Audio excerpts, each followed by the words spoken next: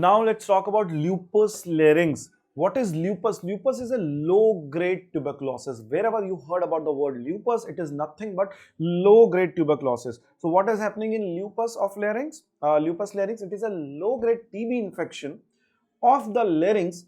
Now, since it's a TB, so whether it should involve the posterior part? No. Lupus larynx is mainly involving the anterior larynx. So what is lupus larynx?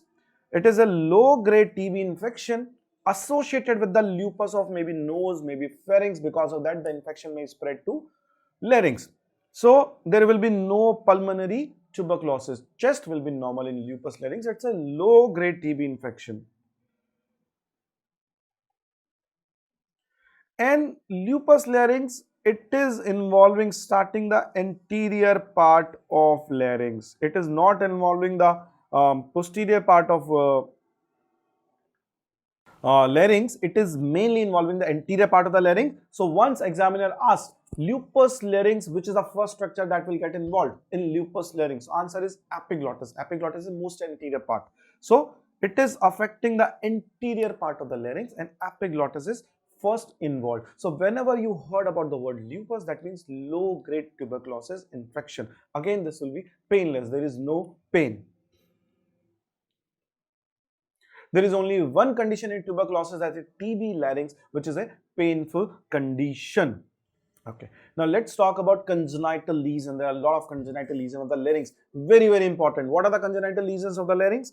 Laryngomalacia, laryngeal web, laryngeal subglottic stenosis, and subglottic hemangioma, etc.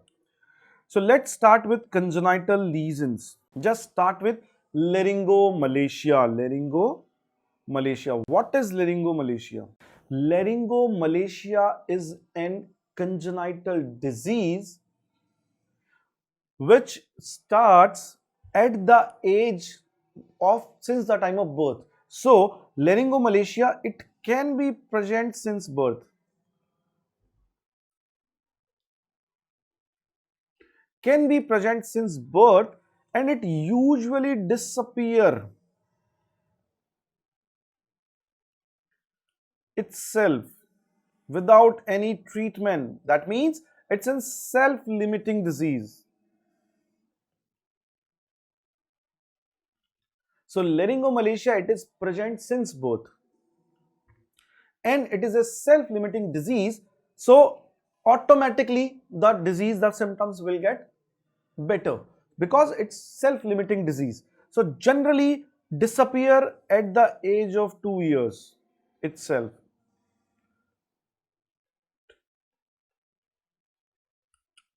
Now what is laryngomalacia? What is this? It is nothing but extra flaccidity of the supraglottic structure. What are the supraglottic structure? If you see in this picture, this is epiglottis.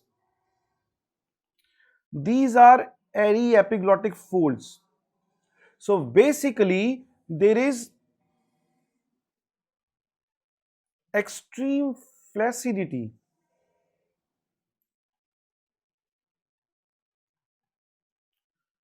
of supraglottic structure,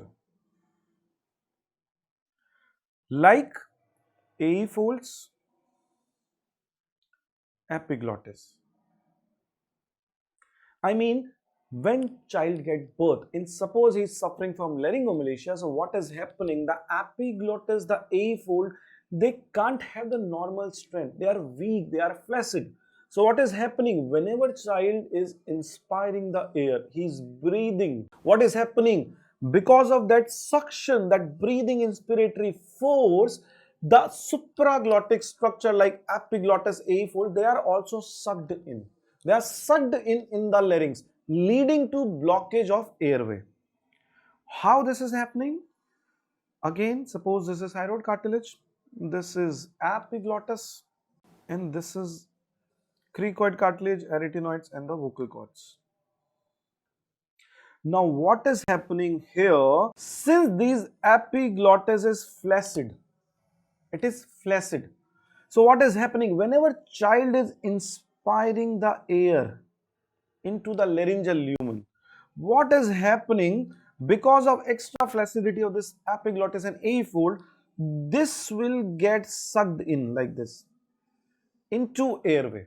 This will also come inside into the airway, blocking the laryngeal inlet, blocking the air entry. That will lead to the symptoms of stridor, of